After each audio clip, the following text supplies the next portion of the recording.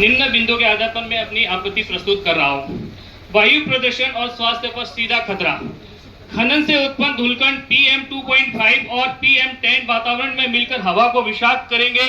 वैज्ञानिक शोध बताते हैं कि धूल और डीजल चालित भारी वाहनों का धुआं मिलकर फेफड़ों के कैंसर, दमा, माइकोटिस जैसी बीमारियों को बढ़ावा देता है।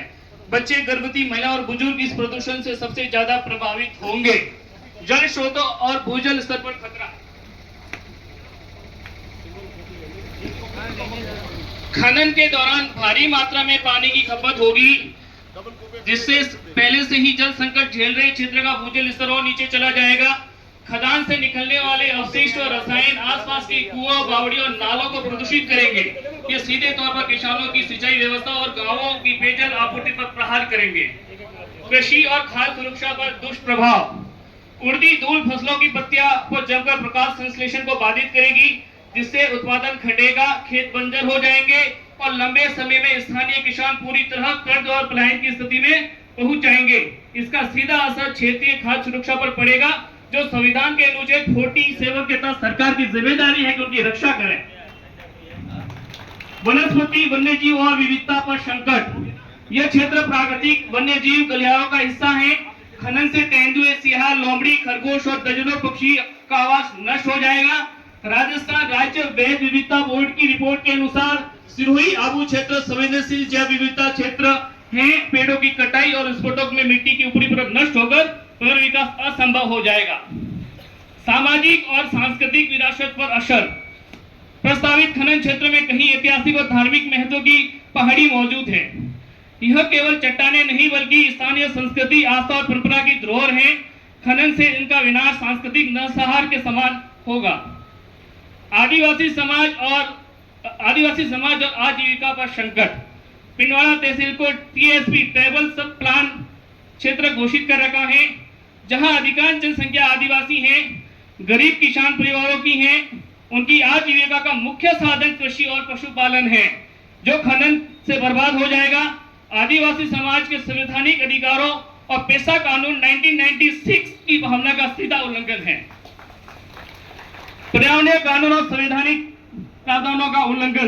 भारतीय संविधान का अनुच्छेद 21 प्रत्येक नागरिक को स्वच्छ, स्वस्थ और जीवन का अधिकार देता है। अनुच्छेद 48A राज्य को पर्यावरण और वन्य जीवों की रक्षा का निर्देश देता है, लेकिन हमारे जिम्मेदार ऐतिहासिक पहाड़ों के अस्तित्व को खत्म करने के लिए तुले हैं। हर नागरिक पर्यावरण की रक्षा का दायित्व सौंपता है। इस परियोजना की स्वीकृति इन सभा प्रावधानों का उल्लंघन है। जलवायु परिवर्तन और भविष्य की पीढ़ियों पर प्रभाव। खनन से स्थानीय तापमान बढ़ेगा, वर्षा का चक्र प्रभावित होगा, भूमि का क्षरण होगा। राजस्थान पहले से ही जलवायु परिवर्तन के कारण मरुस्थलीय और सूखे की चपेट में है। यह परियोजना आने वाली पीढ़ियों के लिए पर्यावरणीय आपदा सिद्ध होगी। अतः आपसे निवेदन है, प्रस्तावित खनन परियोजना की पर्यावरणीय स्थिति तत्काल प्रभाव से निरस्त होनी चाहिए। इस क्षेत्र को संवेदनशील पर्यावरणीय क्षेत्र घोषित कर भविष्य में खनन पर रोक लगाई जानी चाहिए। जन सुनवाई में मेरी आपत्ति को विधिवत दर्ज कर गंभीरता से संज्ञान लिया जाए।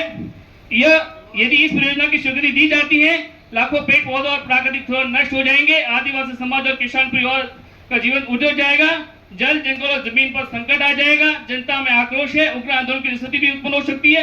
यह केवल एक परियोजना का मुद्दा नहीं है, बल्कि प्रकृति बना विनाश का प्रश्न है। माननीय ADM साहब, इस पर संज्ञान लेके पर्यावरण स्वीकृति को तुरंत प्रभाव से रोका जाए। और विडंबना का विषय ये है, 14 अगस्त को लेटर जारी होता है, लेकिन जो प्रभावित क्षेत्र के ग्राम पंचायत है उनको कंपनी द्वारा सूचना नहीं दी जाती। कल तैसे कर हमारे पास लेटर पहुंचता है, ग्रामीण जागरूक होते हैं, बैठक करते हैं, फिर ज्ञापन तैयार होते हैं, आपत्तियां तैयार होती है। क्या ये जिम्मेदारी नहीं दी कि जो आप जन सुनवाई हो रही थी, संबंधित विभाग पंचायतों को उसका लेटर देता, लेकिन पंचायतों में लेटर नहीं पहुंचा। ग्राम विकास अधिकारी बता रहे हैं कि हमें भी कल ही सोशल मीडिया के माध्यम से पता चला है और आज सुनवाई हो रही है। हम सुनवाई के लिए जनता खड़ी है साहब, ये कंपनी की व्यवस्था है। जो सुनवाई खुले मैदान में होती है, कि मैं नहीं कह रहा, ये कानून के नियम कहते हैं, लेकिन अधिकारी 4 कमरों में सुनवाई करके कंपनी से आपसी साठगांठ करके लोगों के कुठाराघात करना चाह रहे, ये जनता स्वीकार नहीं करेगी। क्या मेरी बात से आप सहमत है कि नहीं है? धन्यवाद साहब।